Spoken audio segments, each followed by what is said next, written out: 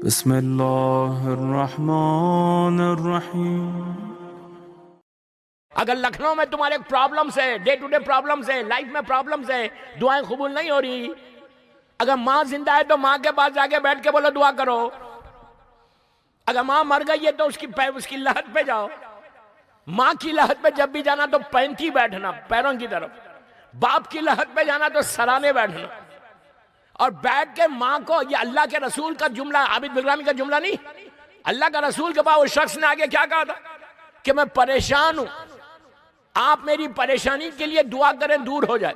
सरकार चाहते तो खाली इशारा करते रहमत आ जाती, ये वमा अरसलनाका इल्ला रहमतल लिल आलमीन है। लेकिन सरकार को बताना था कि माँ बाप का स्टेटस क्या है, माँ बाप का मकाम क्या है। अगर आज हमारी कम्युनिटी को, हमारे यूथ को ये पता चल जाए कि माँ बाप कितनी बड़ी रहमत है। दोस्तों, अज़ा खानों में आ रहे, इमाम बारगाहों में आ रहे, इमाम बारगाह में आने से पहले माँ को नाराज करके यहां मत आओ। अगर तुम ये समझ रहे कि हुसैन राजी होगा, मौला हुसैन कभी उससे राजी नहीं होगा। वो मौला हुसैन का शिया कभी नहीं हो सकता जो माँ को नाराज करे। और सिर्फ ये भी नहीं है कि जब तक माँ बाप जिंदा है हम माँ बाप की इताअत कर रहे हैं, और इताअत भी क्या, मैं यूथ को बोलता ये जिंदगी में याद रखना, if you really want to grow in your life, अगर तुम अपनी जिंदगी में बढ़ना चाहते आगे, लखनऊ में तुम स्टेटस लेना चाहता कोई, तुम अपनी लाइफ को यहां लेके जाना चाहते, तो अपने माँ बाप की दुआ लो, माँ बाप के करीब चले जाओ, माँ बाप की इताअत करो, माँ को और बाप को कभी नो नहीं बोलना।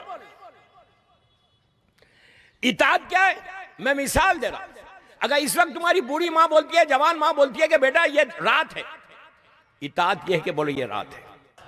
अब मरने के बाद मां बाप के लिए क्या करना, सिर्फ ये नहीं कि आप सिर्फ मजलिस करो, 24 घंटे करो, वो कोई हर्ज नहीं है, ये बेहतरीन ही सारे सवाल है।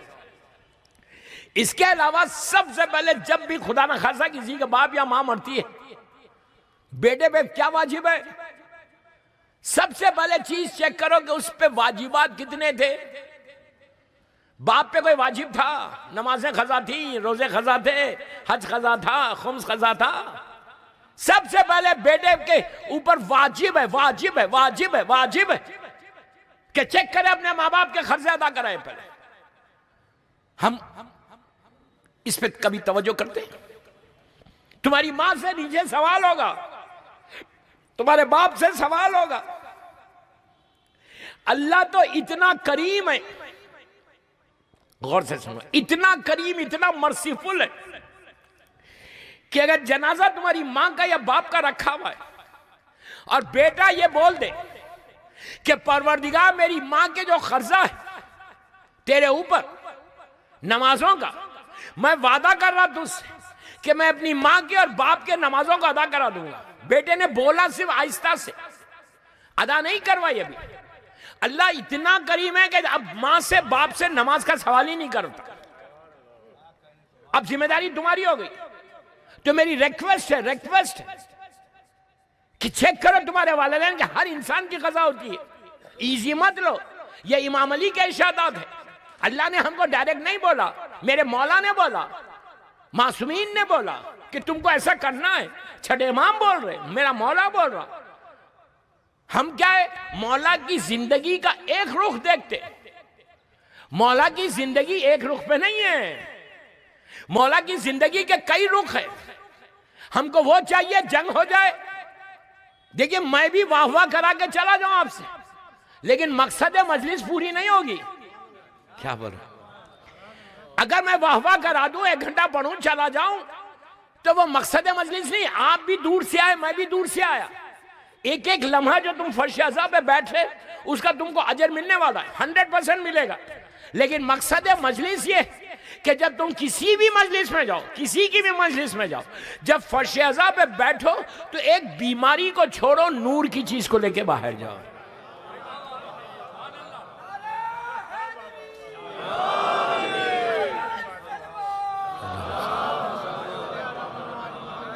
Learn something, learn something. अगर मजलिस से नहीं सीखोगे तो कहां सीखोगे? मौला अली की लाइफ एक हिस्से की नहीं है। इमाम अली की लाइफ को 63 इयर्स को अगर तुम डिवाइड करो तो अली की शुजाअत है, अली की सखावत है, अली की इबादत है, अली का इल्म है, अली का ज़ुहद है। ये सब चीजें हमारे पास हैं। कितना इल्म है, इसलिए कि हम एक चीज जिंदगी में याद रखो, जहालतों में अली समझ में नहीं आता, इल्म से समझ में आता। समझ में आई बात?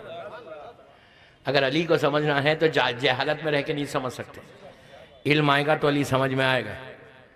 उसके बाद अली की इबादत, चौथा इमाम जो खुद ज़ैनुल आबिदीन है, जो खुद सैयदुस साजिदीन है।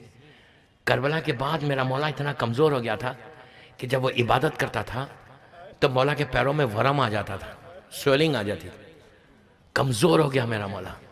तो इमाम के एक फर्जन 5वें इमाम से हट के कहा, बाबा थोड़ी इबादत में कमी करें। आप रात रात भर ठहरते। जो ज़ैनुल आबिदीन इमाम का टाइटल है ना, सैयदुस साजिदीन और ज़ैनुल आबिदीन, सजदा करने वालों का सरदार, इबादतों की जीनत। जब उनसे कहा, मौला थोड़ा सा कम करो बाबा, इतनी इबादत कर रहे।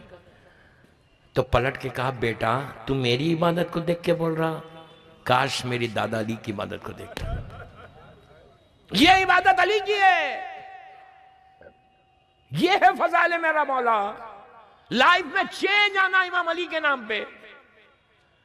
मेरा पूरा खुलासा तकरीर का यही था कि कोशिश ये करो कि वालिदैन के वाजिबात को अदा करो। और 2 रकअत नमाज दे के जाता माँ बाप के लिए, वेरी वेरी रिकमेंडेड नमाज। रोज बेटा पढ़े, वो नमाज नहीं जो रब्बे फिली वाले नमाज, वो तो आप पढ़ते ही होंगे, उससे हट के नमाज दे रहा। शेख अब्बास गुम्मी और अल्लामा मजलिसी इस वाक़े को इस नमाज को लिखते कि अगर तुम ये 2 रकअत नमाज पढ़ोगे अपने माँ बाप के लिए तो अल्लाह तुम्हारे माँ बाप की लहद पे 70,000 रहमत के फरिश्तों को भेजेगा। इमेजिन करें यार, इमेजिन करें 70,000। वेरी सिंपल नमाज, 3 मिनट की नमाज है। क्या नमाज है? नियत करो कि मैं नमाज पढ़ता हूं 2 रकअत हदिये मैयत, इन्हें तुम मैयत को गिफ्ट करो अपने माँ बाप को। ये 2 रकअत नमाज पढ़ो, नियत करो मैं नमाज पढ़ता हूं या पढ़ती हूं हदिये मैयत खुरबतन लिल्लाह। पहली रकअत में अलहम के बाद सूरह इन्ना अंज़लना और दूसरी रकअत में अलहम के बाद सूरह कौसर, सबसे छोटा सूरा इन्ना अतैनाकल कौसर। अगर तुम ये नमाज पढ़ो, उसके बीबी की तस्बीह पढ़ो, हाथों को उठा दो, बोलो परवरदिगार 3 मिनट की नमाज, अल्लाह इस नमाज का सवाब मासूमीन के वसीले से मेरे माँ बाप को पहुंच जाए। शेख अब्बास लिखते हैं कि अल्लाह तुम्हारी इस नमाज के बदले में 70,000 रहमत के फरिश्ते तुम्हारे वालिदैन की लहद पे भेजेगा।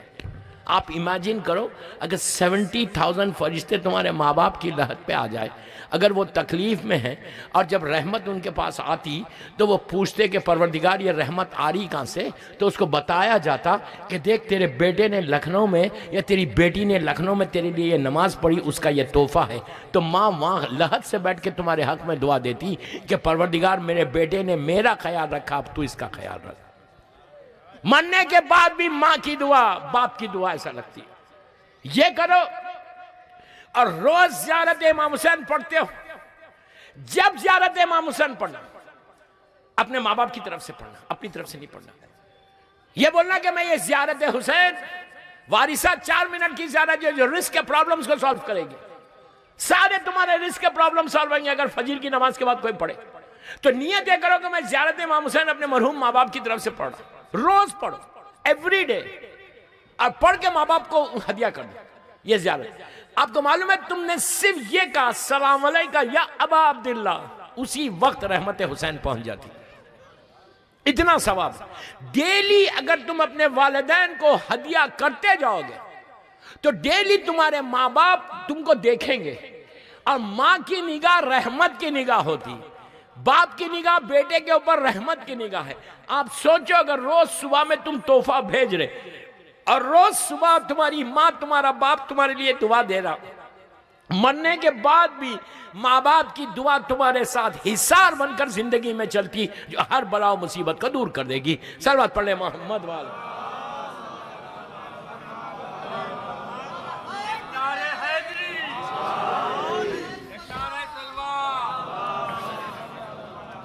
बस दोस्तों, मुझे दूसरी मजलिस से फौरन 40-45 मिनट की मजलिस होगी। मौला खुश रखे, मौला आबाद रखे, मौला इन मरहुमीन के दर्जात को बुलंद करे। इतनी आस्था क्यों बोल रहे हैं? आमीन। इन मरहुमीन की मगफिरत और सारे मरहुमीन की मगफिरत के लिए, सबके माँ बाप की मगफिरत के लिए एक बावाज़े बुलंद सलवात पढ़ो।